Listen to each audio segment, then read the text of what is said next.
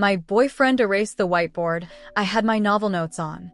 I've been working on a novel for the past year, dedicating myself to it daily, even if it's just adding a single sentence. Writing has become a part of my routine, something I pour my heart into. About 6 months ago, my college upgraded to smartboards and discarded all their old whiteboards. I managed to grab 2 of them for my apartment because they were perfect for filling the empty wall space in my living room. Most of my actual writing happens in Google Drive, but I use the whiteboards for brainstorming.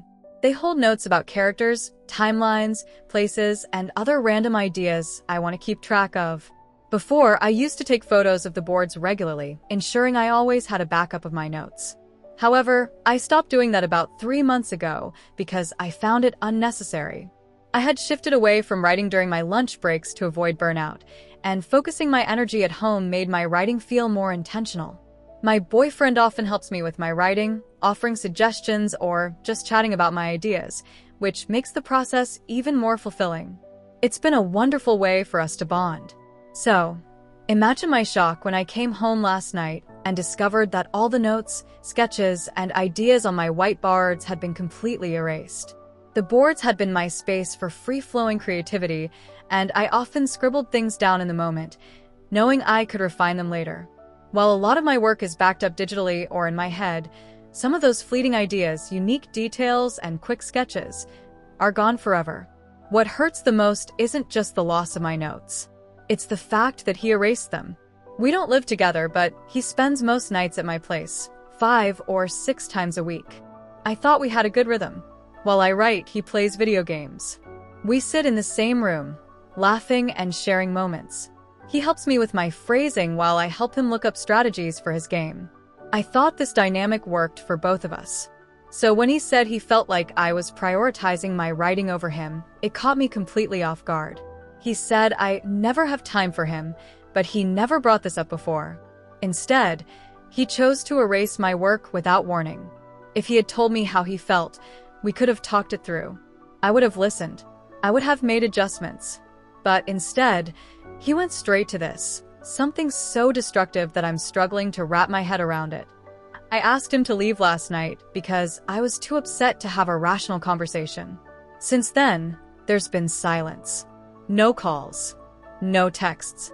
He hasn't tried to check on me or apologize. The longer the silence drags on, the more my emotions cycle through rage, sadness, confusion, and heartbreak. This is a man I've been so deeply connected with. We've built a life together in so many ways. My family invited him on vacation just a few weeks ago. We regularly watch his nephew. His family even paid for my spring semester of college. And yet now, I'm questioning everything. We'd even started looking at engagement rings. He's my muse, the person I thought understood my passion and supported it wholeheartedly. But now, I don't even know how to approach him. Every time I try to come up with something to say, I delete it. Questions like, why did you do it? Are you unhappy in our relationship? What did I do wrong? Just swirl in my head, unanswered. I'm scared to call him. What if he says he wants to break up? What if he admits he doesn't want to be with someone who's so committed to writing? Or worse, what if he just ignores me? I don't know how to move forward, and the silence feels unbearable. It's been around 3 months since I made my initial post, and reflecting on everything that's happened since then feels like a whirlwind. Writing this down has become much longer than I anticipated, but I guess I have a lot to process. The night I posted, I ended up going to a friend's house. She ordered a pizza, grabbed some ice cream, and opened a bottle of wine. She's one of those friends who's both neutral and blunt, someone who gives honest relationship advice without picking sides. I felt safe unloading everything on her. We went over my relationship in detail, how he seemed so caring, the way we'd look into each other's eyes, and how we spent time together. But through that conversation, I started noticing things I hadn't fully admitted to myself before. I tend to be overly forgiving and often brush aside flaws, maybe as a coping mechanism from my childhood. In hindsight, there were unresolved issues between us. Whenever I brought them up, he dismissed them with a salty "It's fine, I don't care anymore," only to bring them up later during arguments. I didn't realize just how toxic that pattern had become. That night, I decided I needed to confront him. I texted him, saying I'd come by the next day around 11 a.m. to talk. His only response was, "Okay." I didn't reply to that. When I showed up at his house the next morning, he was still asleep. Waking him up annoyed him, and the frustration in his reaction completely deflated me. Normally, I'm someone who cries when upset, but this time I felt too angry and heartbroken to even think straight. I didn't say a word. I just turned around, walked out, and took my house key off his keyring on my way out. The drive home was a blur. Once I got back, I collected all his things, packed them in a box, and left it on my porch. Then I texted him to come pick them up. His response? "What the hell? That's fine. I'll come by later and get them." Afterward, I went out with a few girlfriends. We spent the day getting day drunk and indulging in delicious food. For a little while, it helped. But when I returned home and saw the empty porch, it hit me all over again. The heartbreak was suffocating. Neither of us reached out after that. I didn't text him, and he never tried to contact me. The lack of closure left me spinning, even though people often say closure is overrated. It's been one of the hardest parts of moving on. 3 months later, I still cry sometimes, usually in the shower, where it feels safe to let the sadness flow. Even though I'm the one who ended it, I still feel confused and hurt. I can't understand why he did what he did, and I probably never will. I miss the companionship, the way we used to share ideas and support each other. I wish I could say I've finished my book, but I haven't written much since the breakup. Getting into my characters' heads feels impossible. There's this emptiness and grief that lingers, but oddly, it's helped me create a stronger outline for the novel. I just can't bring myself to actually write about the characters yet. Recently, I went to the bookstore to study and found myself wandering into the science fiction section. I stumbled upon a book about time travel with thousands of glowing reviews. My own novel has elements of time travel, so it felt like the perfect match. As I read through it, I realized something incredible. Many of my ideas mirror actual concepts in theoretical physics. String theory, cosmology, it's all eerily aligned with my plot, even though I've never studied physics before. Discovering this was both humbling and exciting. It's like the universe was nudging me back toward my story. The book has reignited my passion for writing. I've been devouring it, reading about 20 pages each night, and I always keep a notebook nearby to jot down ideas as they come. While I haven't started writing my characters again, the fire is back. My plot feels more coherent, and I'm beginning to believe in the story I want to tell. Looking back, I'm no longer as focused on how the breakup ended. The confusion has faded. Sure, I still get sad at times, especially at night or when I catch myself making eye contact with someone new. I'm not ready to date again yet. The wounds are still too fresh. But each day, I feel a little stronger, a little closer to moving forward. I want to thank everyone who offered advice and support on my original post. Rereading it now has given me a sense of closure I didn't think I'd ever get. Seeing the situation for what it truly was helped me understand just how unhealthy things had been. So, to everyone who took the time to help me through that moment, thank you. Now on to the next story, story 2. My boyfriend is starting to gross me out, and I'm not sure if I'm overreacting. Hi, Reddit. This is really awkward and embarrassing to share, but I can't think of a better place to get advice. I've been dating Ben for just over a year. For the most part, our relationship has been great.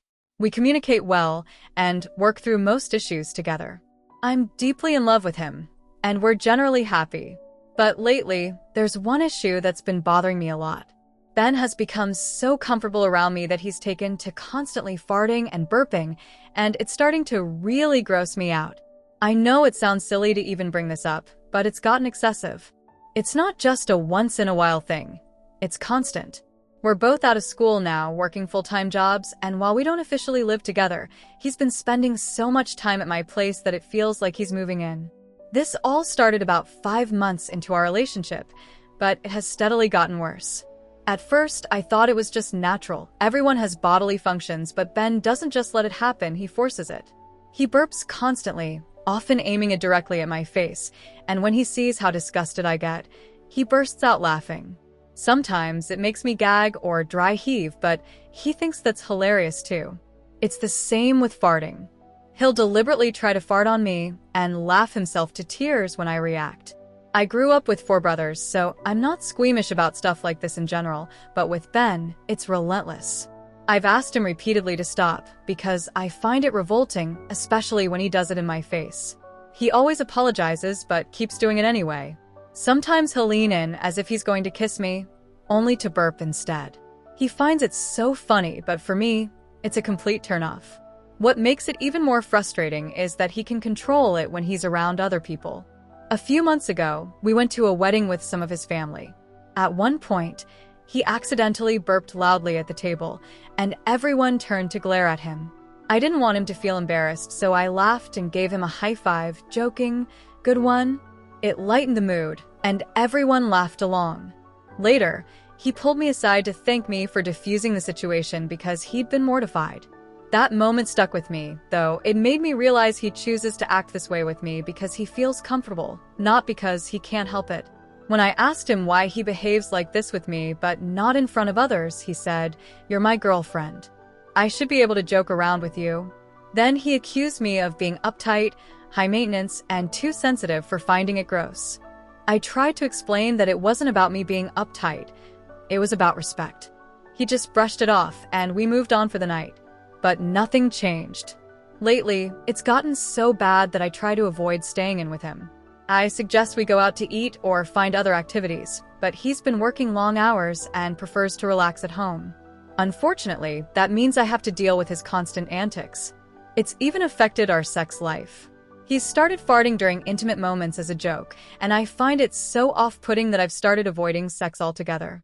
The breaking point came a few nights ago. Ben had texted me after a stressful day at work, so I offered to come over and cook his favorite meal to cheer him up.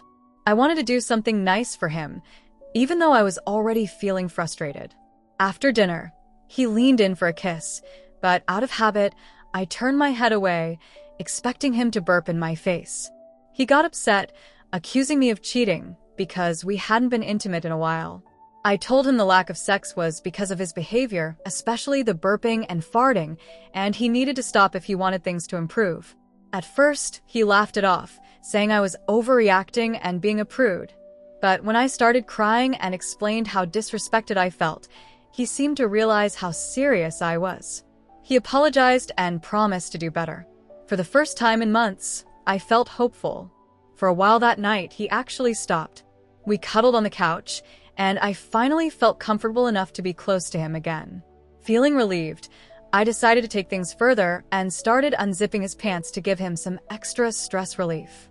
But as I leaned down, he grabbed my head, held me in place, and deliberately farted loudly. Then he burst out laughing. I was so shocked and humiliated that I started crying on the spot. He immediately let go of me and tried to apologize, saying he thought it would be funny and didn't mean to upset me. He kept repeating, "I thought you meant I should do it less, not stop completely." I couldn't even respond. I just got up, grabbed my things, and left his apartment. That was 2 days ago, and I haven't spoken to him since. He's been calling and texting nonstop, alternating between apologizing and getting angry.